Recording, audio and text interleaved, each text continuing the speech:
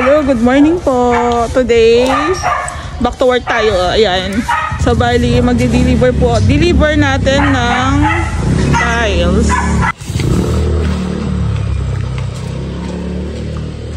So, bali, deliver po ng tiles para sa bathroom. Tapos, deliver po ng ibang mga materials para po sa cove ceiling, tsaka sa ibang gagamitin po para sa ceiling. Ayan, ceiling sa CR, cove ceiling, tapos yung sa hagdan. Tapos nagpapalit din tayo ng toilet bowl. May shower na rin. Ayan yung shower.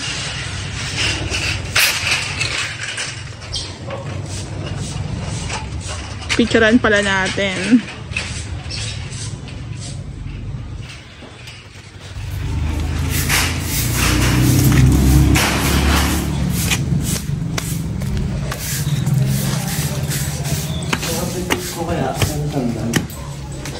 Wala na mapaglagyan. Wala na mapaglagyan. Dito sa may bike. Oo, tabi na lang natin. Ito po yung unit nila ma'am na natirahan na nila, gawa na, pero nasa probinsya po sila. So kung mapapansin nyo, may mga iilang gamit. Yung gawa po namin dito hanggang hagdanan lang. Kasi po yung taas gawa na. Pero yung finish po nito is back and front extension finish. So discard na lang namin. Ito po yung sinasabi ko sa inyo, kaya hindi kami nag-a-accept ng meron ng gamit.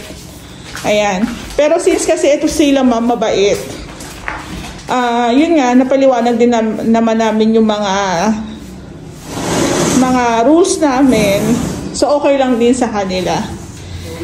Si ma'am kasi may baby, so hindi mo na sila babalik hanggang hindi pa po natatapos. Pero meron po silang mga estudyante na kailangan bumalik na sa January 13. Ayan. So, inuuna po namin yung bathroom. Ayan. Baka bukas mag-start na kami sa bathroom. Tanggalin mo natin ito.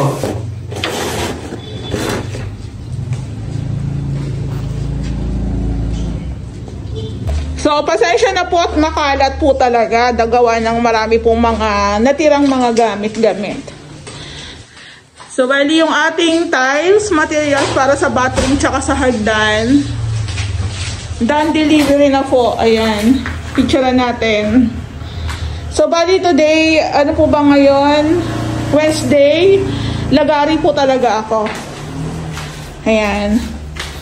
So, bali ma'am, pag napanood mo to, ang deliver lang po natin ng materials is pang interior lang. Kasi bawal po talagang ipasok yung mga pang extension na materials na wala pa tayong permit.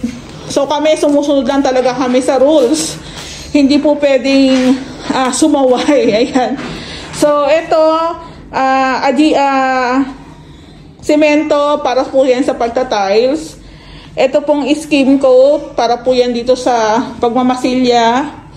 Tapos ito po para sa cove ceiling.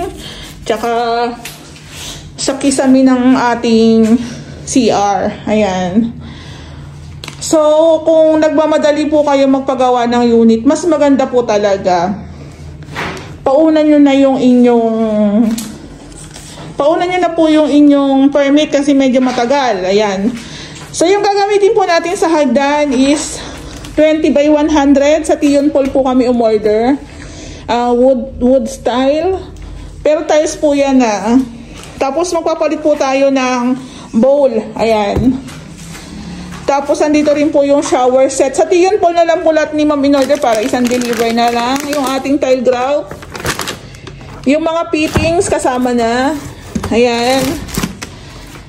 Tapos, meron din tayong sink. Ayan, o, diba? Set na yan. So, umabot po siya ng 22,826. Dahil walang bariya, 23,000 na lang binayad ko, pang merienda na lang ni kuya. Ayan. So, tayo sa CR tsaka sa hagdan, tapos accessories po is umabot ng 22,826. Ayan. Okay na?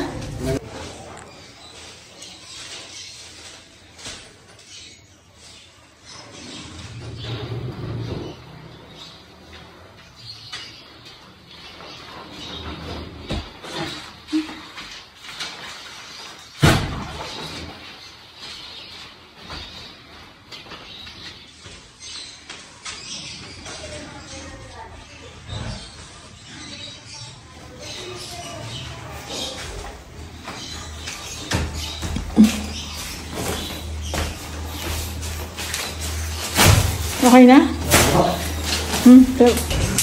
Hello po, magandang hapon. Update po tayo. So finally, yung permit ni ma'am is nare-release na. Then, eto nga po. Hindi ka po kasi pwedeng mag-start na yung tarpaulin lang o yung sticker lang. Kailangan dalawa yan. So, bali ang ipapagawa po sa akin dito ni ma'am is yung buong baba lang po siya. Hanggang hagdan lang po kami dito. Tapos, kasama po yung extension. So, bali siguro mga, ilang araw na kayo dito? Pangalawa pa lang namin. Pang 2 days na lang? Sila. Pangatlo? Pang-apat? Tatlo? So, mga 2 to 3 days na gumagawa yung ating team. Ayan, una po muna yung yung ating paghuhukay. Inuuna po namin yung paghuhukay kasi magiging makalat kung sabay-sabay tapos hindi namin tatanggalin yung mga lupa, hindi namin ipapahakot. So pag nakahukay na po kami ng mga isang elf na, pinapahakot na po namin yan. So katulad po nung mga gawa namin, sa mga nauna namin gawa, lagi po talagang wall to wall. Ayan, wall to wall po talaga yan. So kung mapapansin nyo, ito pong ating pinakapundasyon dyan. Kailangan po talaga namin ukain ng konti. Gawa ng maglalatag po kami ng CHB. Ayan. Pero ito naman po is, syempre, mag-aano rin po tayo ng halo dyan. Hindi pa to yung lalim niya, di ba? Hindi pa to yung lalim niya. Yan na yan? 65 centimeter. Ayan. Ang pinakalalim po is 65 centimeter. Pero pagdating po dito sa may back extension, alam ko dinadagdagan po nila, ginagawa nila 80 centimeter. Mas malalim ng konti. Ayan. So kami po is naka-base yung aming gawa sa pinaka-permit po. Tsaka sa pinaka-plan. Ayan. Approve po ng munisipyo yan, pati po ng Lumina. So, wall to wall po tayo. Ito po yung bahay ni Ma'am Flor. Ayan. So, ito po may binigay sa akin si Ma'am Flor na Sista waterproofing. Sabi niya, pakihaplasan na lang bago namin siya latagan ng CHB. Ayan po. Picturean lang po natin. So, 1, 2, 3... 4, 5, 6, 7, 8, 9 11 po ata yung ating poste dito. Ayan. Actually meron na po nakatira dito, pero mabait kasi sila ma'am, so okay lang din naman sa kanila. Kasi sa totoo lang po, hindi na kami kumukuha ng may nakatira na. Kasi syempre abala rin po kasi sa kanila at sa amin kung halimbawa gagawa kami, syempre malikabok yan eh, pero kung okay lang sa kanila, di okay lang din sa amin. Ayan. Merienda muna kayo. Ayan, so bali actually yung project ko sa phase 5, meron ako 3 dito na kari-release lang ng permit. So bahala na silang bahala na kami kung paano namin siya kumbaga bahala na lang kami ng team kung paano namin iikutan lahat ng projects namin. Basta hindi kami minamadali, go kami dyan. Ayan. Diba? So bali today, ang pinauna lang po namin is yung mga bakal. Pero meron na po itong gate pass. Pinakuhanan ko po ng gate pass. Ayaw nyo? Tapon mo na yan kung ayaw. So, bali, pinauna lang po natin yung mga bakal. Ayan. Tapos, pwede na po natin ipa-deliver yung iba. One week naman po yung one week naman po yung duration ng ating gate pass. So, dito po sa kabilang unit, makikilagay lang po muna kami sa tagiliran. Ayan. Huwag kayong papasok dyan sa unit, ha. Hanggang dito lang tayo sa labas. Huwag kayong papasok dito. Baka may ano naman dyan. So, bali, ito lang po muna yung update natin sa unit ni Ma'am. Ayan. Hello po. Update po tayo dito sa project namin sa Phase 5. Ito po yung Angeli SF na same lang sa ginagawa namin, 54 square meter. Pero ito po is buong baba lang po to.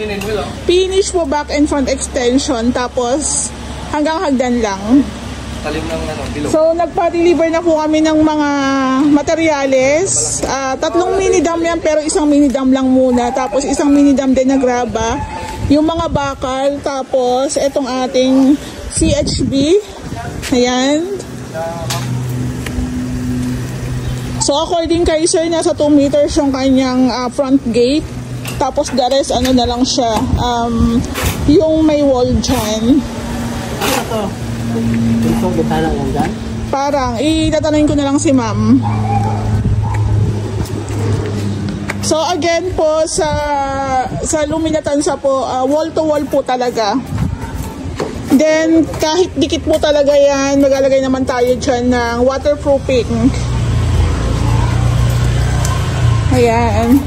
So, nakapaglatag na po pala sila ng CHB dito. Ang galing, oh. Dito, di ko na nilagyan. So, bali ang update po natin, pag nakapunta po ako, pag hindi po ako nakapunta, di walang update. Ito nga po, back extension ni Ma'am Flor, nilagyan na rin po nila Kuya Jake ng Sista. Ito po siya. Ayan, Ma'am Flor, kung mapanood mo to, ito na po, nilagyan namin ng Sista para naka-waterproofing bago namin sarahan ng CHB. Ayan. Ayan po. So, sa pinakagawa ng Ray House Makeover, basta dito po sa Luminatansa, ina-accept naman po namin. Pero wag nyo lang po kami madaliin. Pero itong akin na ma'am, kahit meron nang nakatira dito, alam naman ni ma'am yung usapan namin. Yan. So, madali lang po talaga yung pag-aasintada, palitada. Kaso yung finishing po talaga ang matagal. Mixer eh. Bye. Ready mix siya. Kanina ka pa ng aray dyan.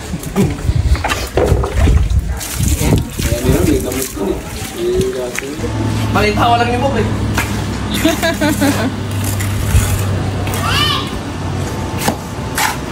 Ano ba sapatos rin talaga yun na?